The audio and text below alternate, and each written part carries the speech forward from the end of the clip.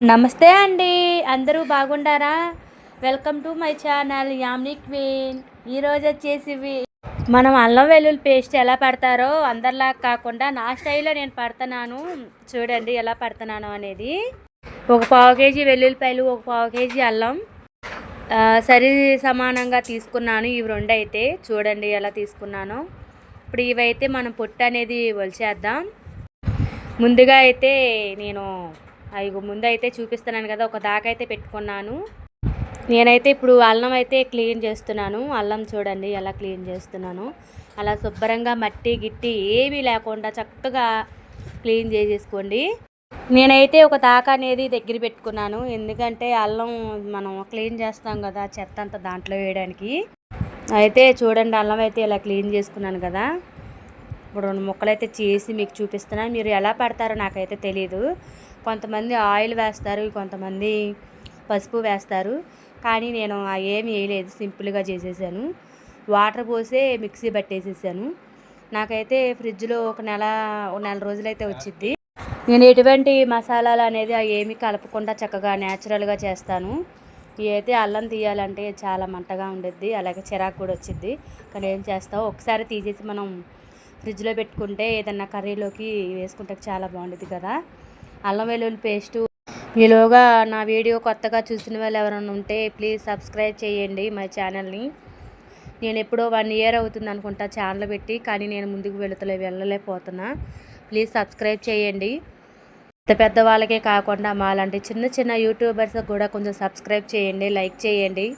ఈ coffee rights అని, ఇంకా కమ్యూనిటీ గైడ్ లైన్స్ అని, ఇంకా ఎక్కువ స్ట్రైక్స్ అని, ఇవన్నీ స్ట్రైక్స్ ఇవన్నీ పడిపోయి నా ఛానల్ చాలా డల్ అయిపోయింది.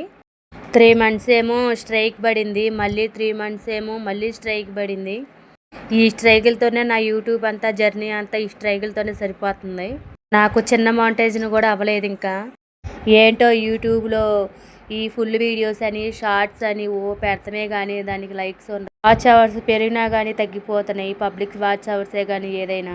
ఈ చిన్న మాంటేజ్ అని ఎప్పుడైతే ఏమో అర్థం కావట్లేదు. నేనైతే వీడియోలు పెడతానే ఉన్నా. మీరు కూడా కొంచెం సబ్స్క్రైబ్ చేయండి. త్వరగా మీరు కూడా కొంచెం సబ్స్క్రైబ్ చేయండి ఫ్రెండ్స్. మీరు ఎంత త్వరగా చేస్తే నేను అంత త్వరగా ముందుకు వెళ్తాను. ఎందుకంటే నాకు ఆల్రెడీ 2 స్ట్రైకులు పడినాయి. 3 months అయిపోయింది, మళ్ళీ 3 months జరుగుతుంది.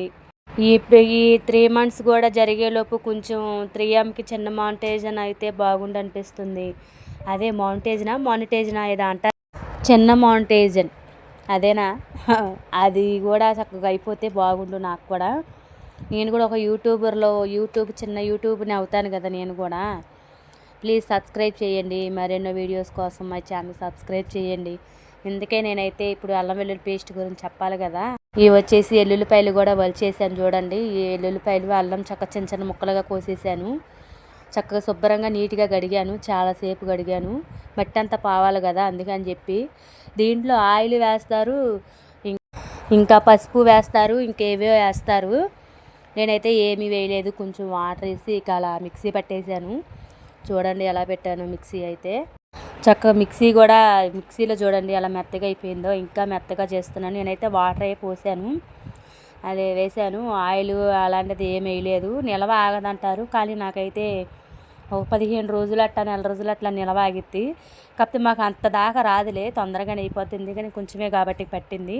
చూడండి ఎలా మెత్తగా అయిపోయిందో. ఇలా ఉంటే చాలు, ఇంకా మెత్తగా చేస్తే ఇక బాగోదు కదా, అందుకే కొంచెం అలా చేశాను. ఇలా అయితే పట్టేసి నేను ఒక డబ్బాలో అయితే స్టోర్ చేశాను. చూడండి దానికి సగం వచ్చింది. ఎలా ఉందో చూశారు కదా. మాకైతే కొంచెం బాగానే ఉంటుంది, టేస్ట్ బాగానే ఉంది కర్రీలోకి దేంట్లోకైనా. ఎందుకే మా వీడియో అని మీకు ఎలా అనిపించిందో, నచ్చితే లైక్ చేయండి, షేర్ చేయండి, సబ్స్క్రైబ్ చేయండి. బాయ్.